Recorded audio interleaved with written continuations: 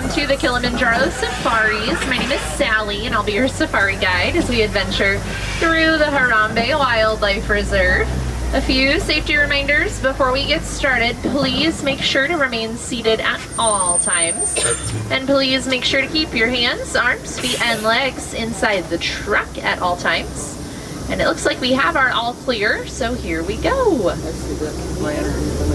Now we are going to begin our safari right here in the Little Ituri Forest.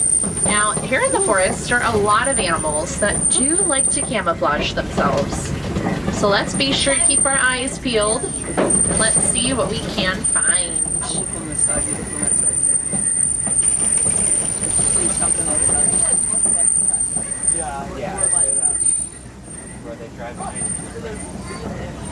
Over on the right hand side up on the hill you're going to see an okapi. What is it? Now that okapi you'll notice has beautiful hind legs. It looks like it has zebra legs. It's not related to the zebra though, it's the closest living relative to the giraffe. Okapi. And that's due to the fact the okapi and giraffe have a similar skull structure. They also have a very long prehensile tongue. Just like giraffe, they can move in all different directions to help them reach leaves off of trees and bushes. There's a yellow-backed duiker too on the right-hand side. See that little antelope kind of on the bottom of the hill to the right? That yellow-backed duiker gets its name because it likes to dive into the dense forest. Listen, look! Yeah, duiker in Afrikaans means diver. Oh, but look at all these animals coming up on the right-hand side. You're going to see the greater kudus, these forest antelopes, and then on the left-hand side across the watering hole, I see a black rhinoceros, a black rhino. Now, black rhinos, when they're fully grown, they're going to weigh up to 3,000 pounds. Now, they are endangered. Back in 2015, there were only about 5,000 black rhinos left on Earth. Thankfully, though, that number has since doubled, and that's due to different conservation efforts from people like you. The greater kudus we saw back there were all females, since they do not have horns. Only male greater kudus have horns, females do not. On the right-hand side, the copper color antelopes with white stripes and horns, these are bongos. Bongos are known as the ghost of the forest because they're rarely seen, so we're very lucky for getting to see a few bongos out here today.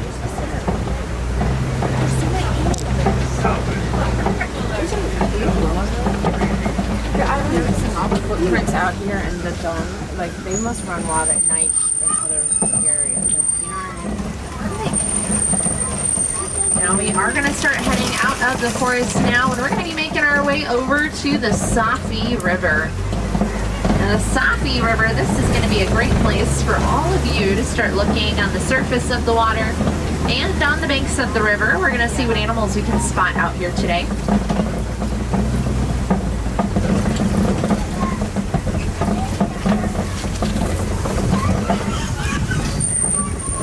Coming up on the right-hand side, you're going to see some hippos in the water. Back right, Nile hippopotamus. Hippos, when they're fully grown, they're going to weigh up to 5,500 pounds. Quite large. Also on the right-hand side, you're going to see these pink-backed pelicans. Pink-backed pelicans get their name due to the pink color that they get on their skin, under their feathers, on their backs. And they get that pink color during mating season. They have a wingspan of about 7 to 9 feet. On the left-hand side, more hippos behind that island. That's a group of hippos. A group of hippos is called a bloat. A bloat of hippos. Now hippos, they do spend a very large part of their day in the water to keep from overheating. When they're in the water, they're usually found on the river floor, walking or running across the river floor. And they can hold their breath underwater for several minutes at a time. Sometimes they'll even sleep underwater. They'll just come up every few minutes or so, still while sleeping, to get a breath.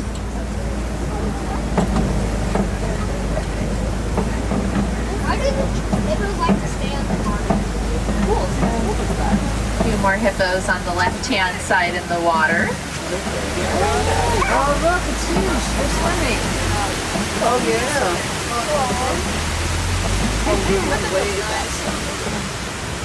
Oh,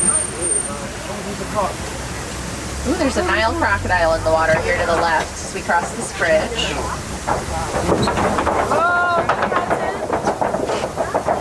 You missed it. Nile crocodiles, when they're fully grown, they're going to be about 16 feet long, which to put in perspective is about as long as a giraffe is tall. Nile crocodiles weigh up to 500 pounds and they do have super strong jaws they like to use to crush the bones of their prey. Now they will use their jaws for good. They'll take their baby's eggs, put the egg inside their mouth and roll the egg around in their mouth and help their babies hatch, which is very nice. But we're heading over to the savannah now. And if you look on the right hand side, you're going to see this beautiful baobab tree. Now you'll notice this baobab tree looks like it's upside down, but it's not. It can just remain leafless for 9 months out of the year.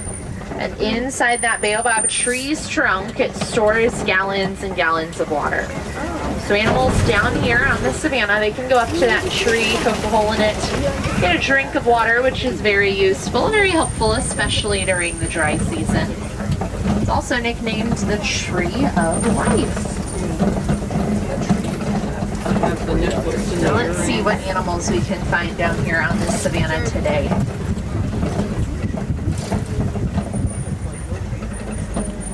There's some wildebeest in between the bushes to the far right-hand side, kind of laying down over there. They're a little hard to see, those wildebeest. Wildebeest do tend to stick together in a herd, and they migrate in a herd of about 1.5 million wildebeest. And they migrate in search of fresh grass. And they migrate every year across Africa, somewhere between about 500 to 1,000 miles each and every year.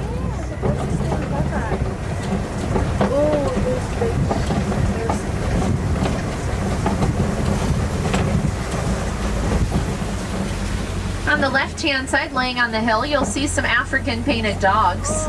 African painted dogs, they live in packs of about 5 to 20. And they are phenomenal hunters. They are more successful hunters than the big cats like lions and cheetahs. Excellent, excellent hunters. And they're successful because they hunt in a pack, so they're able to capture and surround their prey from all different angles. They're very good at working together as a team. Really? Yeah. How'd you learn that? Straight ahead of us, going to be on the left-hand side in just a moment. These are sable antelopes. Sables, they're the emblem of the Harambe Wildlife Reserve. And they have those long curved horns that curve back behind their head and neck. That's to help make sure predators don't jump on their backs.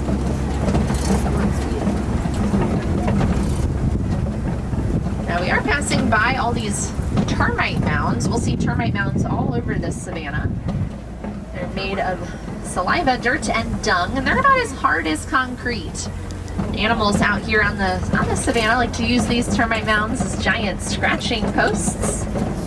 When the termite mounds get worn down, though, different antelopes, maybe zebras, wildebeest, will stand on top of the termite mounds to keep watch for predators.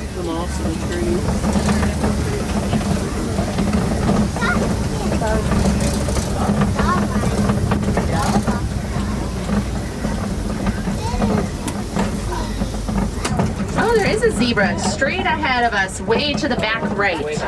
Way over there, kind of where that bamboo is, and those bushes. Oh, they're kind of hiding behind the bushes. Those are Hartman's mountain zebras. One of a few different species of zebras found in the world. Up on the hill to the right, though, I do see a Maasai giraffe up there.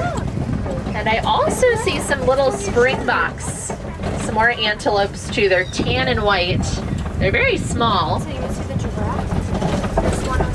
The springboks, they only get to be about 2 to 3 feet tall when they're fully grown. Oh my god. And they get their name springbok because they can spring 6 feet in the air and can go a distance of 13 feet. That means they can jump through this trunk if they really wanted to. A few more Maasai giraffe here to the right-hand side. Now, Maasai giraffe, you know, they are the tallest land animals. When they're fully grown, they're going to be anywhere between about 16 to 20 feet tall. Jamie's getting good pictures. When giraffe are born, they're born being about 6 feet tall. Make sure we're staying fully seated though. Oh, sorry. Thank you. You're good. You're good. There's 3. Oh, yeah, there could be another one. I do know that these are Maasai giraffe based on their patches and their spots.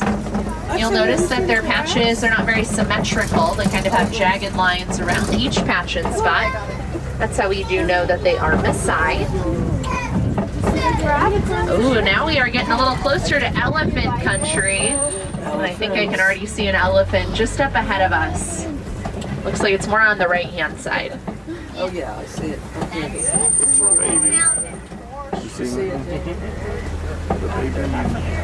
We don't have. Ooh, and there's another one too on the right.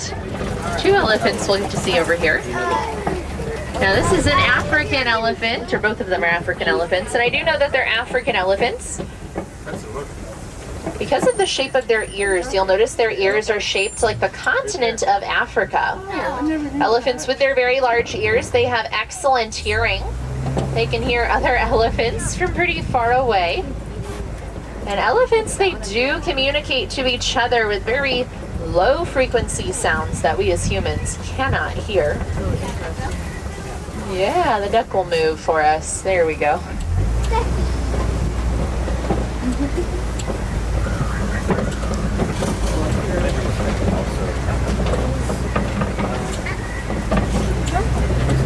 There's that elephant too. It's kind of flapping its ears a little bit. When elephants flap their ears a few times, it acts as a giant fan for the elephants and ends up cooling their whole body temperature by a few degrees.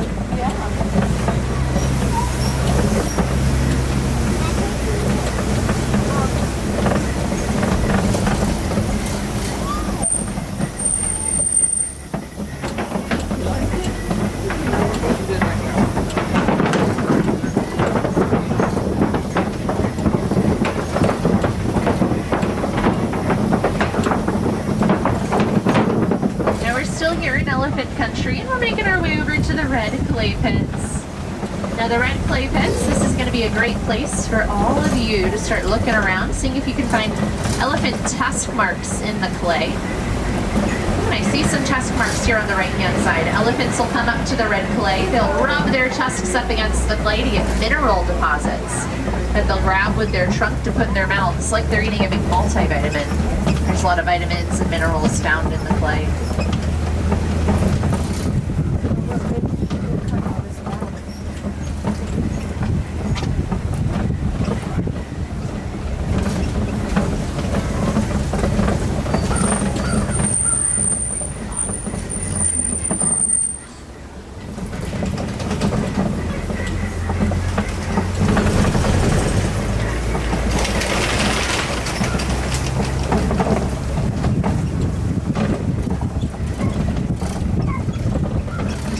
Those elephants too we saw back there. You know, elephants aren't very large mammals. When they're fully grown, they're going to weigh anywhere between about 8,000 to 13,000 pounds. There's another view of that giraffe there to the right. Private supplies. Yeah, giraffe love to eat. They spend most of their day eating. They only rest for about 30 minutes of their entire day, and most of the time they rest standing up and with their eyes open.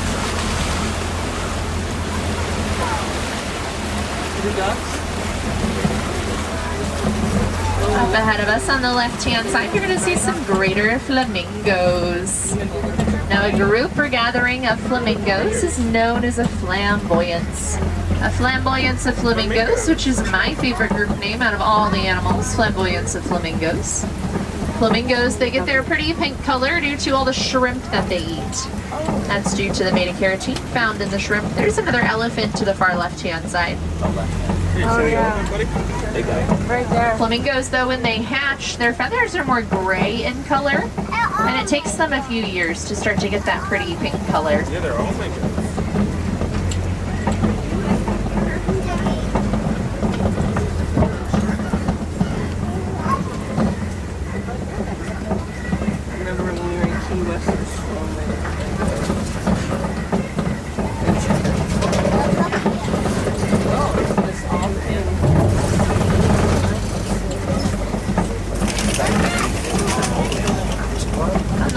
It's Side, you're going to see this big mud pit or mud wallow. Sometimes we'll see white rhinoceros roll around in the mud and get mud all over their bodies. And the mud acts as a natural sunscreen. It helps protect their skin. Even acts as a natural bug repellent too for the rhinos.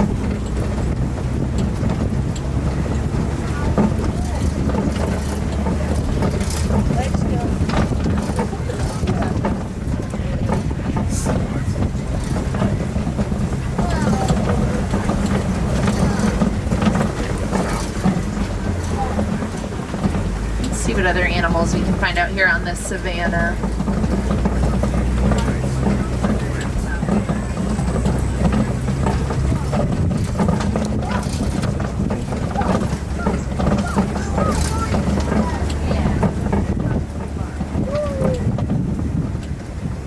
Let's see, we're gonna go this way.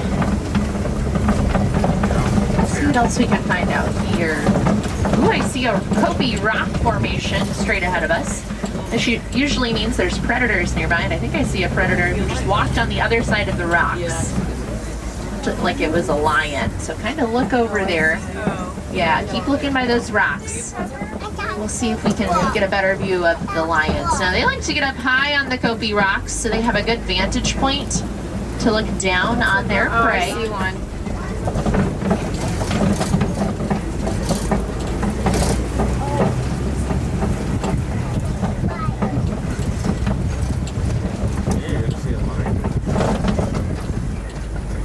Lions too, they rest for a pretty large part of their day. They rest for about 16-20 hours of their day, and they do most of their hunting at night. Female lions too will do most of the hunting, but male lions tend to stay back with the rest of the pride and of the cubs. So let's see, I think that lion's over by that tree kind of in front of the rocks. It might have just laid down. You kind of see him by the grass a little bit. He's laying in the shade. Yeah, I see him. See the lion? Right there. To the left, in front of the big rock. Just there. Oh, look. Kind of in the shade. Laying in the grass. Now lions. Look that way, there's a lion. Yeah. Sometimes too, we're lucky enough to hear the lions roar, and their roar can be heard from 3 to 5 miles away. Here on the left-hand side, we're coming up to some warthog burrows.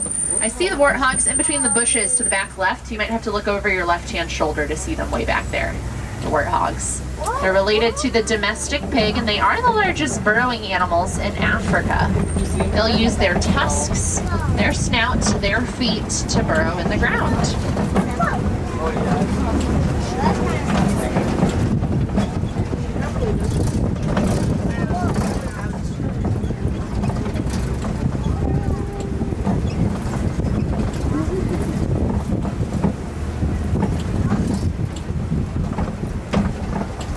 Here on the right-hand side, on the ground in the grass, you're going to see some ostrich eggs just to the left of that little dirt road right there. Yeah, there must be some ostrich somewhere around here. Must have laid some eggs. Each of those eggs weighs up to about 3 pounds, which is about as much as 2 dozen chicken eggs. So ostrich, since they are the largest birds, they do have the largest eggs.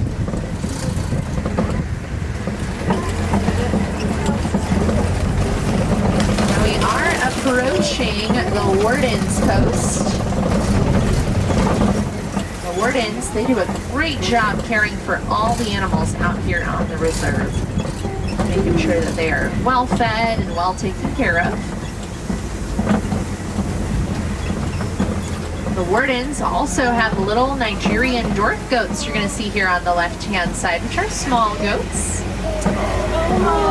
The Wardens use these goats for grazing purposes and for dairy, so they can sell milk and cheese at the local market.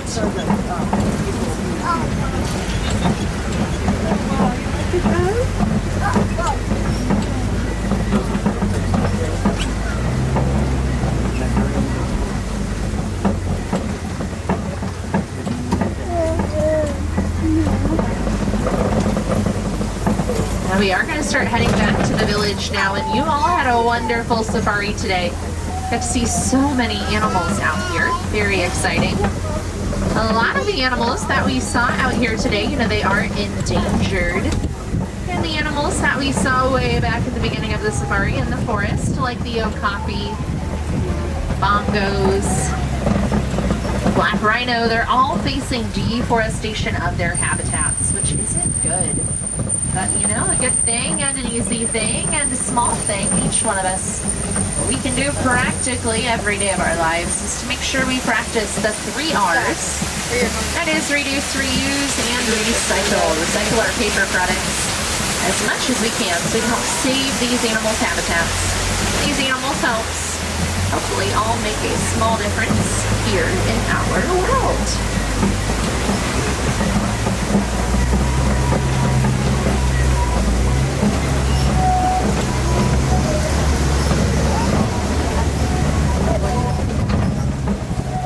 Now you all are going to be dropped off where you got on, so we do have just a little bit farther of a drive.